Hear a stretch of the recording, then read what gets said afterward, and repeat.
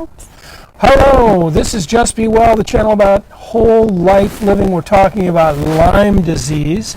I'm dr.sult, a medical doctor and functional medicine practitioner. I'm Elizabeth, a registered nurse and life coach.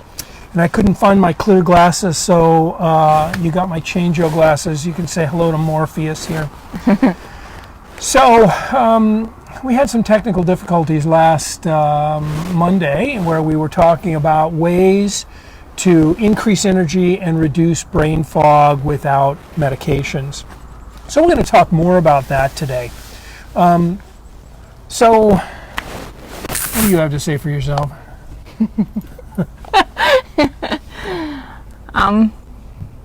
About brain fog and...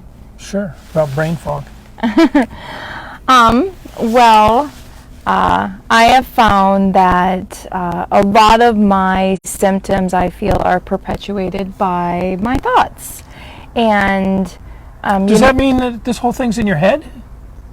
No, it just means that, it's all a piece of the puzzle, and, your mind is a part of the puzzle. It's, body, mind, and spirit, and they all play their own key role in it. Absolutely. And I think a lot of us concentrate on the body.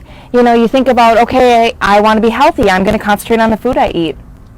You eat maybe, depending on the person or what type of diet, I suppose 2 to 5 times a day. Mm-hmm. But you have like 30,000 to 50,000 thoughts a day. How about you start thinking about what you're putting in your mind? Absolutely. What you're telling yourself, because your body is listening and your cells are responding to what you are telling them. The biochemistry is clearly really, really important. Figuring out which bugs, figuring out if it's a past infection or a present infection, putting you on antimicrobials, that's really important.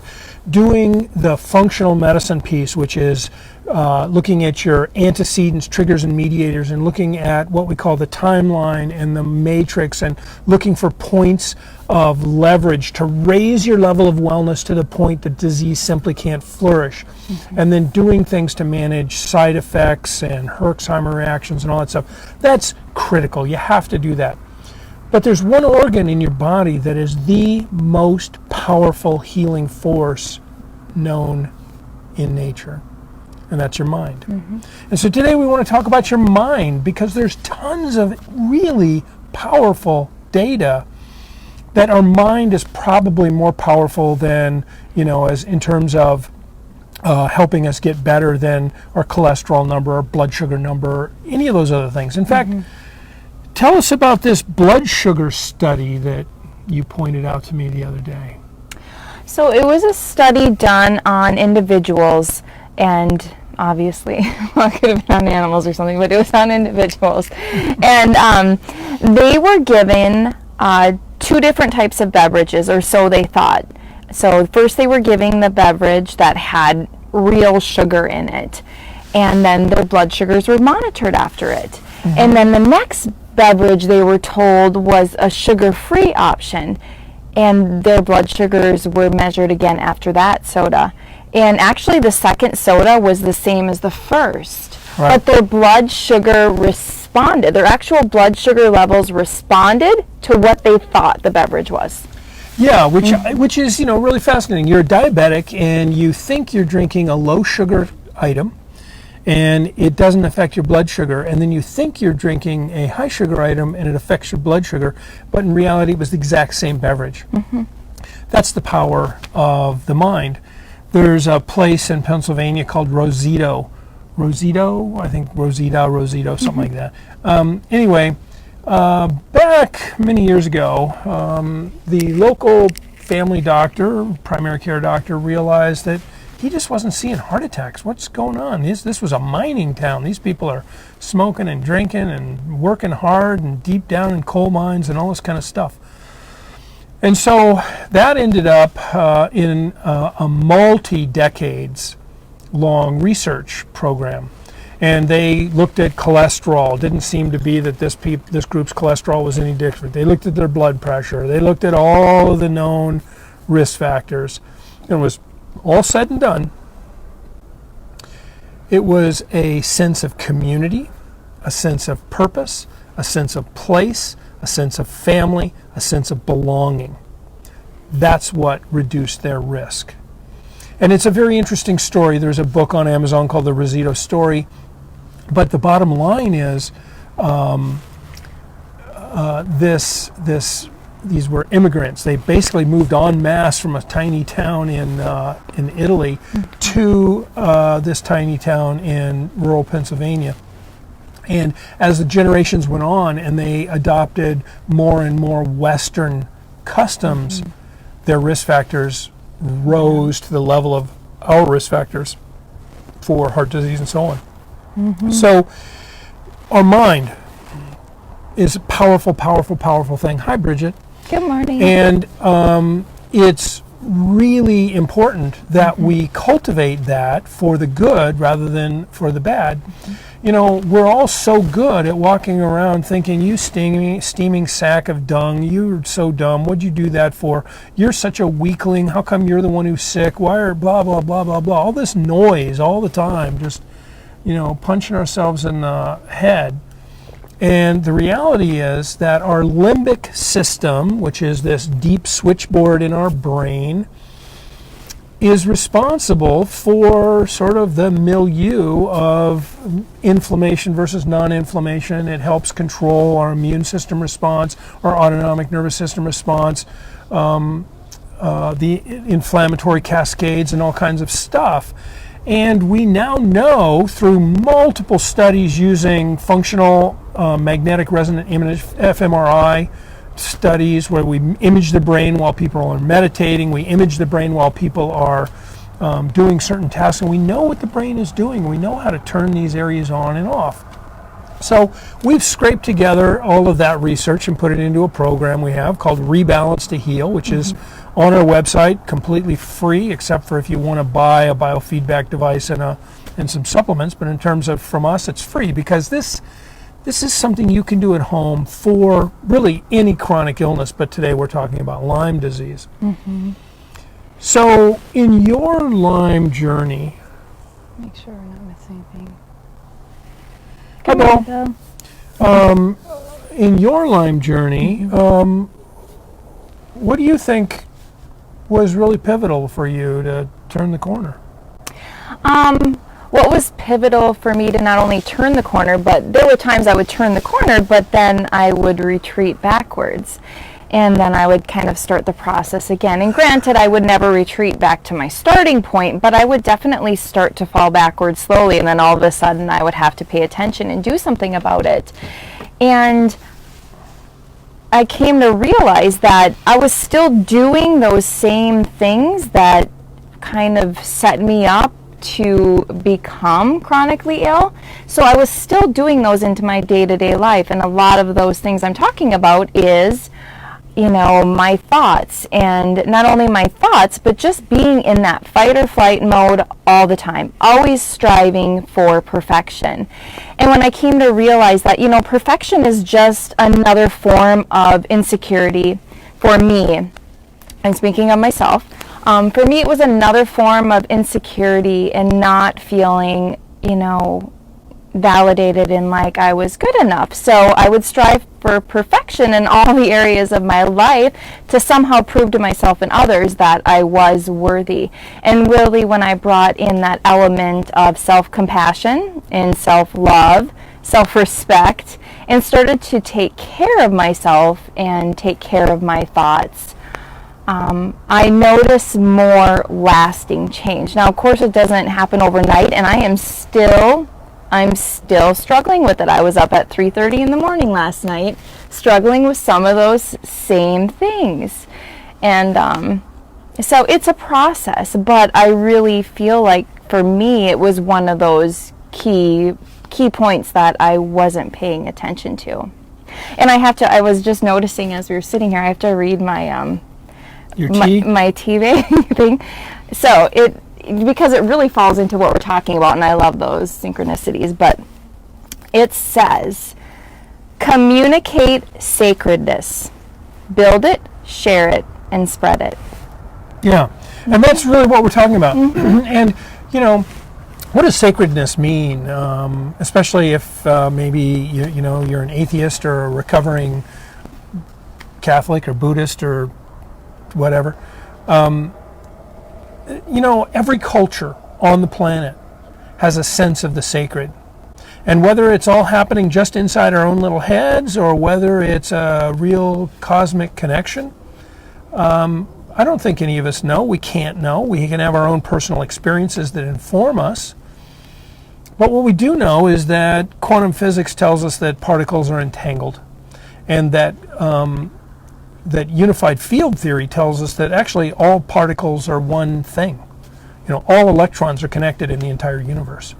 And so we are connected in that sense. And then if you just think about our place in the ecosystem, especially in this time of global warming and so on, I mean, here it is, November, and I was out here in shirt sleeves until just a few minutes ago. Kind of a crazy time. But what's our place and what's our connection to the world around us? When we walk outside, are we walking on, pavement, or are we walking on the earth? And if we're not walking on the earth from time to time, are we grounding ourselves onto the earth? And, what is an antioxidant? An antioxidant is an electron sink. Well, there's no greater electron sink than standing on moist grass, right? The earth is the ultimate electron sink. And so just all of these connections, they may or may not be metaphysical. They certainly are psychological. They certainly are biochemical. And what you believe is less important than actually living it, right? I mean, if you're a person of spirituality, well, that's fantastic. You should live that life. If you aren't, you still need to respect the eons of coevolution with our environment. We are a part of, we are within, not without, of our greater physical, social, psychological, mental, and spiritual realm. And slowing down, taking heed of what's around you, and never leave this sacred moment, right? Never leave this sacred present. And that's a big piece of what we're talking about. We can fret about being chronically unwell, but you can also, even through the pain, you can enjoy this moment. So that's really a big piece of, is getting all of the segments of your life in alignment with healing. All of you are probably super good at taking your vitamins and taking your anti-Lyme regimen or whatever it is you're trying to do. But how many of you are really dedicating time to this limbic alignment? And to me, it's a critical piece. It's the reason why many people remain ill, because when your limbic system is always on high alert, any little thing is seen as a threat.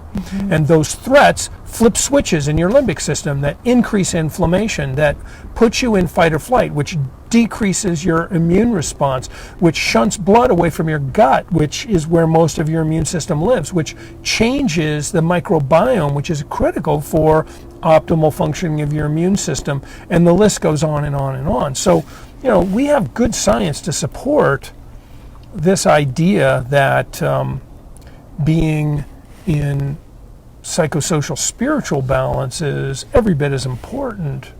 And we do things every day that are counterproductive to that. So, gosh, I just got to get into shape. I'm going to start getting up at 5 a.m. Well, okay, but to be in balance, if you're going to get up at 5 a.m., you got to count backwards by 8 hours and figure out that you better be in bed by 9 p.m. But people are still going to bed at 11, 12, 1 o'clock in the morning. You're getting up at 5. That's not going to lead anywhere healthy. Right, you're just, stealing from one to give to the other. You're not finding that balance. I had an old patient, literally passed and old. He was well in his 90s. He was a farmer. And he said the worst thing ever invented were kerosene lamps. He was old enough to have kerosene lamps on a horse-drawn plow. And then the next step from that was the worst possible thing was a tractor with lights, because then you could work all night long. Yeah. And you know what? It's on some level, it's very true. A light bulb may be the beginning of the end for civilized living on some level, because we all, if you're out camping, it doesn't take too much past dark before you're kind of ready to go to bed.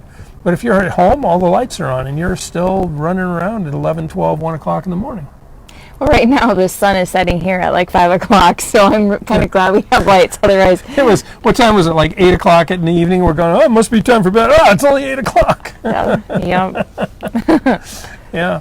So, this is a big piece of the puzzle. Our program is called Rebalance to Heal. Like I said, it's completely free. There are some supplements in phase 1. If you want to use the supplements, if you think they would be useful, you can. In stage 2, there is a device called an M-Wave, which is a biofeedback device. It measures your heart rate variability. And by measuring your heart rate variability, that is a direct measure of your autonomic nervous system state. And it trains you how to get more out of a fight or flight and into a rest and digest, or a soothe and connect kind of frame.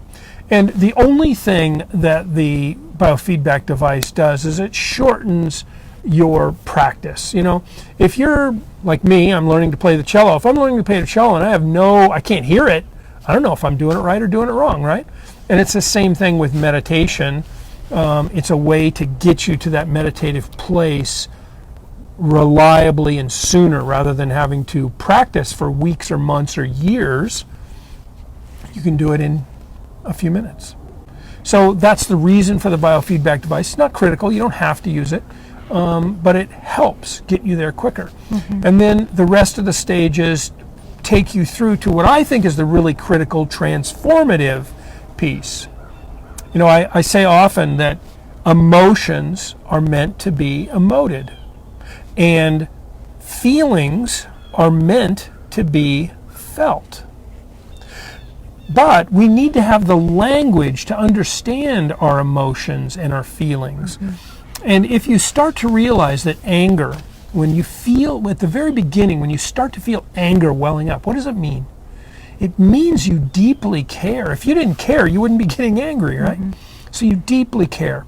So if anger means deep caring, is there a way to express that deep caring that's actually better in terms of fulfilling your own interests than exploding? Do you have to explode? And so once you start to feel that and understand that and realize that these emotions are actually information and they're trying to tell us things, but we're so used to pushing our emotions away that they build and build and build until pretty soon the pressure cooker just kaboom, right? Mm-hmm. So instead, these emotional things, which, when you get really angry, there was a great study done, actually, it only could be done at UCLA, because they hired a bunch of actors, right? Everybody you bump into on the street in LA is an actor of one kind or another. Most of them are waiting tables. But here's the study. They hire a bunch of people to come in. They come into this room. They draw their blood. They hand them a card, little card, 3x5 card, and it says an emotion on it. And then 20 minutes, these people are said, okay, now emote these emotions. So somebody's wailing in pain. Somebody's, operatic in love. Somebody's doing something else. And then 20 minutes later, they draw their blood again. And between the difference between the people who were asked to do down, sad, mad, angry kinds of emotions versus up, happy, joy, love kinds of emotions, there was a 200% difference in immune system parameters. Mm-hmm. 20 minutes.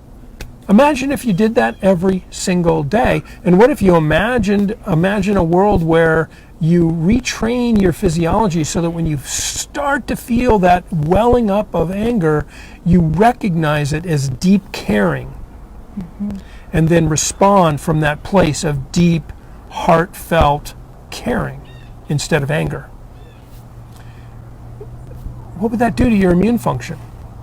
Well, we know what it would do. We know from people like Wim Hof, right, who has been studied up one side and down the other. We know from studies on Tibetan monks and Christian monks, on lifelong meditators. We know what this does.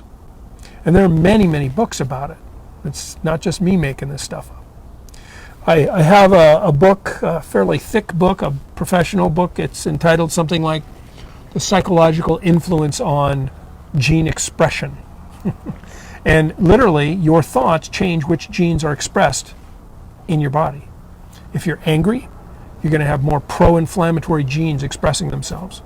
If you're feeling joy, you're going to have fewer pro-inflammatory and more pro-anti-inflammatory genes expressing themselves. So this is real, it's documented, it's validated, it's repeatable, and it's important.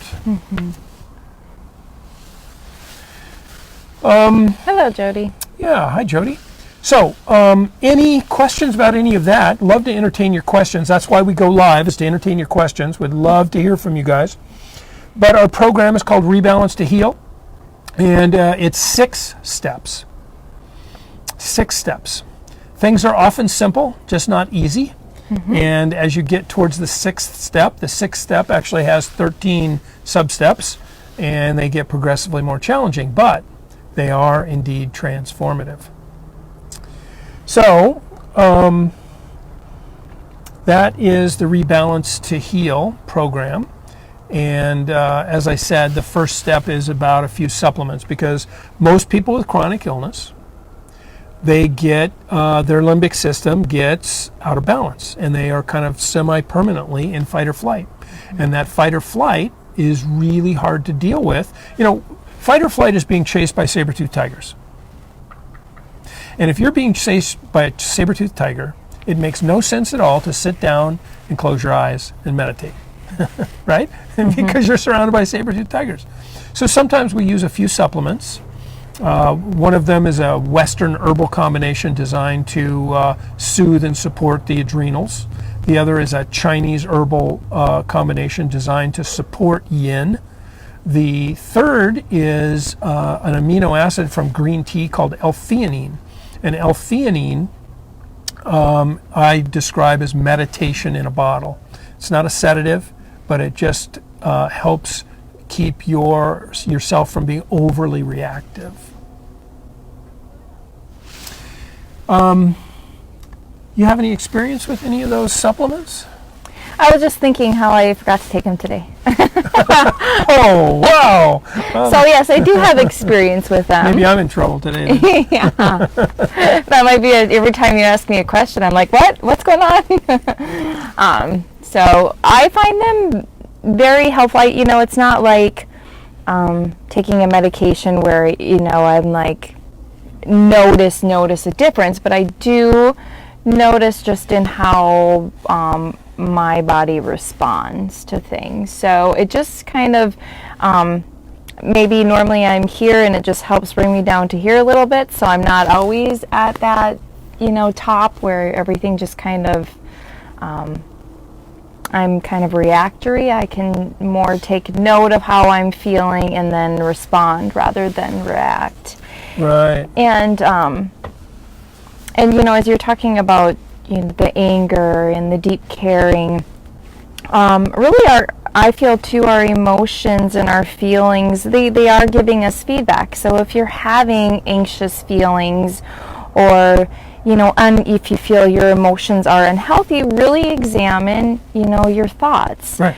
And sometimes, it even goes back to, okay, where did this thought begin? And perhaps, there's some past traumas that you need to deal with as well, because, there's always those moments that kind of initiate this response, whether it's an illness or whether it's, perhaps an event in our lives that kind of perpetuate us into this fight or flight mode, and then we just so easily, I so easily grew into that without even realizing it. Mm-hmm. So you have a deck of cards on your lap. Did you want to talk about those?